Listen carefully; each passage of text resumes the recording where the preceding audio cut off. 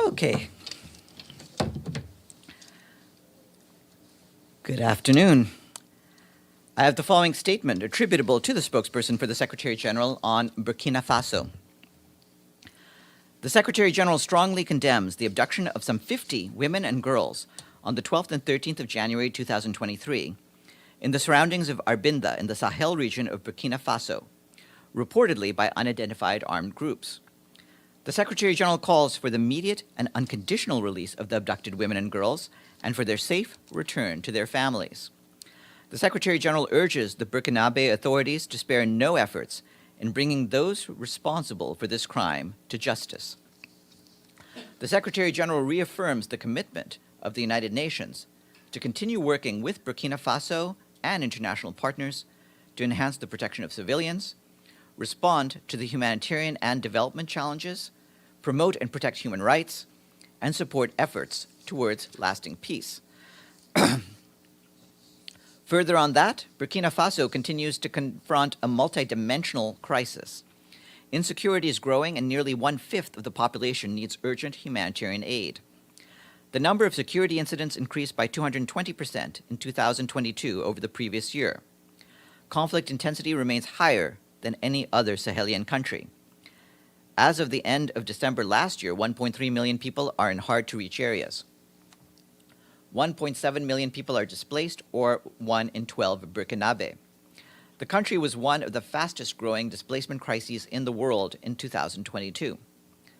The conflict and chronic vulnerability to droughts and floods have left 2.6 million people severely food insecure, a figure that is expected to increase to 3.5 million during the 2023 lean season. Between April and June 2022, at least 400 incidents involving violations of human rights, international humanitarian law, and refugee law have been reported. At least 649 people have been killed, and 39% of those were children. Burkina Faso's 2022 humanitarian response plan was only funded at 38%. The 2023 humanitarian response plans require $866 million to respond to the needs of 3 million people. The Secretary General arrived in Davos earlier today, where he is scheduled to deliver tomorrow a special address on the state of the world. In his remarks, the Secretary General is expected to give a sober assessment of the state of the world, noting that while we need more cooperation on climate, debt relief, and global health, we face more fragmentation. He will deliver strong and detailed appeals to both governments and the private sector to forge pathways to greater cooperation in our fragmented world.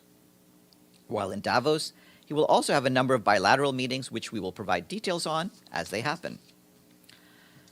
On behalf of the Secretary General, the Deputy Secretary General Amina Mohammed, the Executive Director of UN Women Sima Bahous, and the Assistant Secretary General of the Department of Political and Peacebuilding Affairs and Peace Operations, Khaled Kiari, started a series of high-level consultations across the Gulf, Asia, and Europe to discuss the situation in Afghanistan in an effort to promote and protect women's and girls' rights, peaceful coexistence, and sustainable development.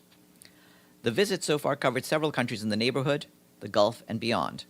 They also met with the leadership of the Organization of the Islamic Conference, the Islamic Development Bank, groups of Afghan women in Ankara and Islamabad, and a group of ambassadors and special envoys to Afghanistan based in Doha. Throughout the visits, countries and partners recognized the critical role of the UN in finding a pathway to a lasting solution, as well as the need to continue to deliver life-saving support. They asked that efforts be intensified to reflect the urgency of the situation. Government officials stressed the importance of the international community speaking with one voice with a unified approach. The need for a revitalized and realistic political pathway was consistently highlighted, and all remained firm on the fundamental principles, including women's and girls' rights to education, work, and public life in Afghanistan. Views remained on the need to find the right balance that would urgently enable a positive outcome to the current challenges. Clear consensus was evident on the issue of women's and girls' rights to work and have access to education. There was a broad sense that the region and the Organization of the Islamic Conference's leadership on these issues was critical and needed to be strengthened with the full support and collaboration of the international community. The proposal of an international conference on women and girls in the Muslim world during the month of March 2023 was considered and agreed in principle. The team also met with a diverse group of Afghan women. They give powerful testimonies speaking to a range of issues, including the profound societal impact and trauma on women and girls in the society. Overall, there was a deep sense of longing to return to an inclusive, stable, and prosperous Afghanistan. The high-level delegation arrived in Kabul today to continue their engagement. In a statement we issued yesterday afternoon, the Secretary General strongly condemned the deadly missile strike on a residential building in the city of Dnipro, Ukraine, in which at least 40 people were killed, with many more wounded and dozens missing. He said that attacks against civilians and civilian infrastructure violate international humanitarian law and must end immediately. The Secretary General extends his deepest condolences to the families of the victims of the Dnipro attack and wishes a speedy recovery to the injured.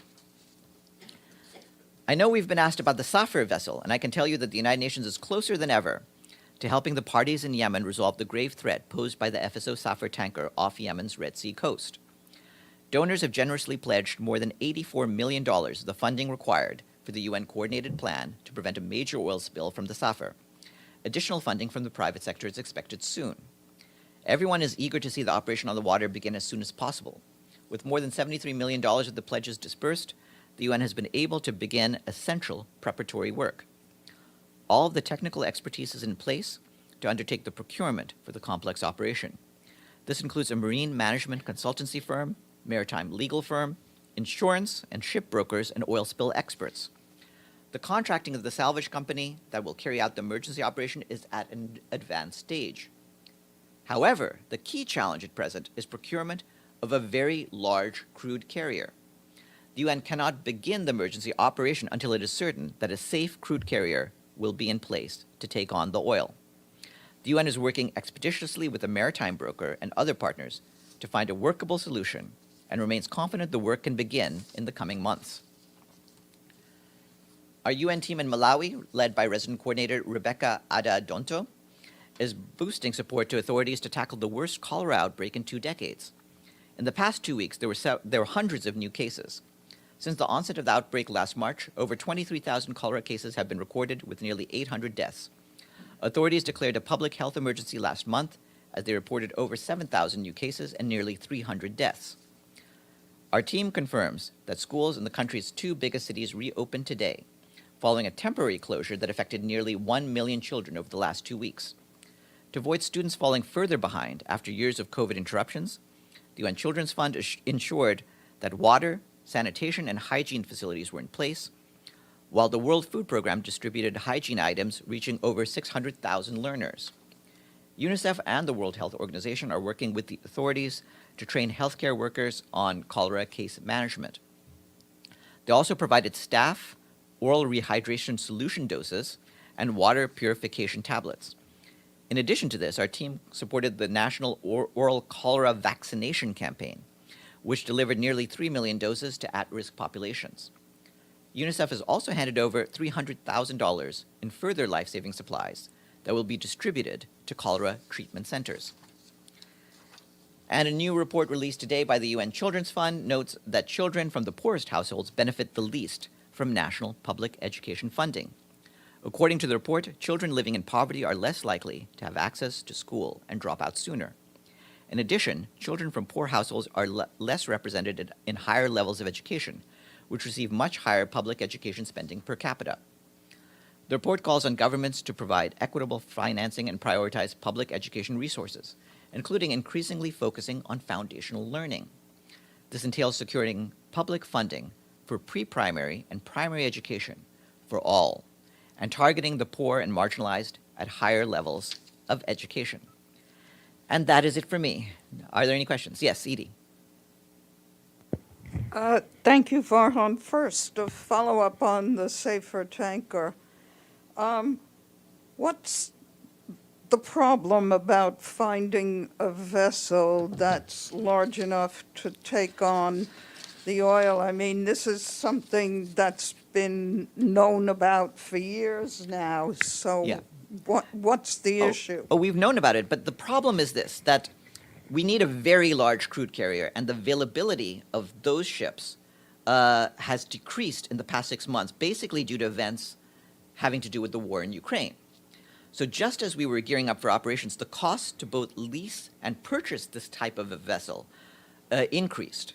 So a very large crude carrier now costs at about 50% more than was budgeted in the original plan. So we have some additional expenses, and it's a little bit harder finding the right ships, but we're proceeding with the work.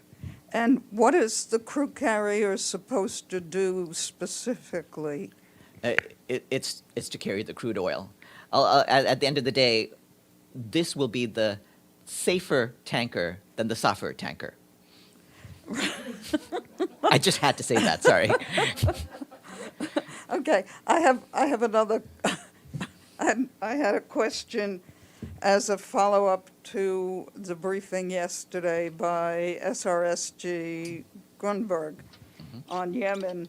The Associated Press is running a story today from the region saying that Saudi Arabia and the Houthis are holding back-channel talks as part of an effort to ensure the truce and try and move toward negotiations. Can you confirm that? Oh, well, by definition, if they're back channel talks, they're not the sort of talks that I can confirm. Obviously, we encourage all of the relevant parties, including the Saudi authorities and Ansar Allah, to engage as much as they can in negotiations. And if there is a way forward, obviously it would entail greater discussions among the relevant parties. But I obviously have no role in confirming this sort of talks. Yes, Kristen, you had a question? Yes, sure. Thanks, Farhan. Do you know if is the Secretariat providing any briefers for the Ukraine meeting this afternoon? I don't think it's the Secretariat. I believe the Assistant Secretary General dealing with the Office of the High Commissioner for Human Rights will be the briefer. But of course, check back and you'll see for sure. And just one other follow-up. We have at Davos, the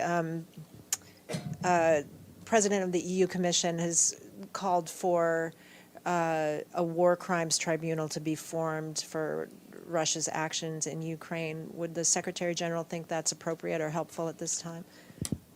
I think we'll let these discussions continue with the parties, but obviously, any kind of legal tribunals, as in every case around the world, needs a mandate from bodies of member states, and that is how we've handled it with all such similar circumstances. Yes, please, Mariam, and then Deji. Okay. Thank you, Farhan. A spokesperson for the governor's office in southern Kandahar province said in a tweet that the lashing, 9 men were lashed in a sports stadium in Kandahar. Was your office or UNIMA office briefed on that, and what does the Secretary General's opinion on that? Well, the UN stands against any forms of cruel and unusual punishment, including, of course, the public application of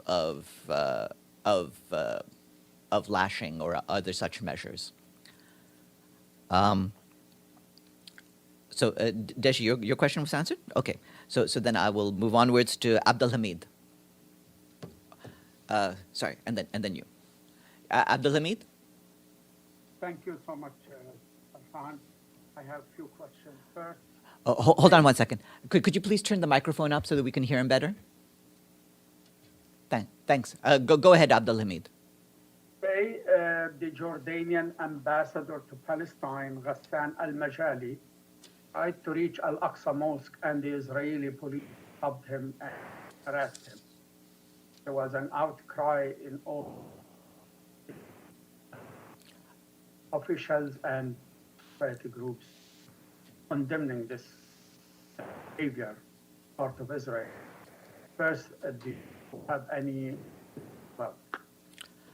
Well, as you know, our reaction on this is consistent across the board, that we want to make sure that the status quo at the holy sites in Jerusalem including the rights of access for people, remains unchanged, and we stand against any efforts to change the status quo at those sites. My second question, so far over 14 Palestinians were killed during the first month of the year, including a child yesterday in Daisha refugee camp. His name is more, he was 14, shot and killed.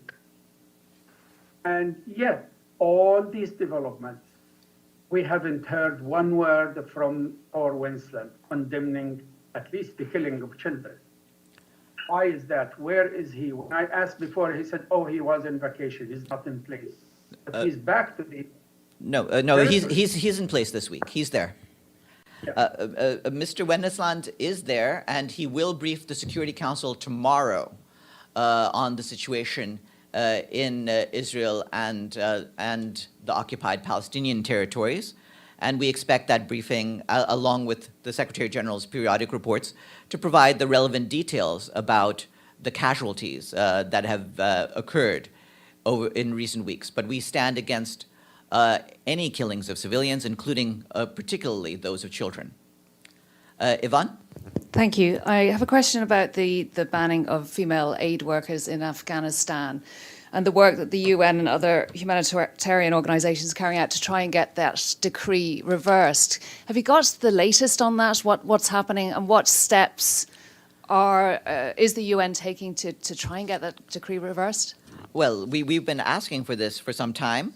As I just mentioned, there's a delegation, a very senior UN delegation, including the Deputy Secretary General, the head of UN Women, and the Assistant Secretary General for Political and Peace-Building Affairs, who are in Kabul, and they will be engaging in high-level discussions on this, and we'll see whether we can provide any update on those discussions as they proceed.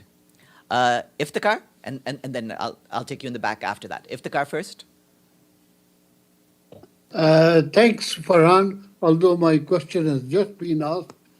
But I would like to know with whom this delegation in Kabul, this high-level UN delegation in Kabul, is meeting. Is it meeting the very top person?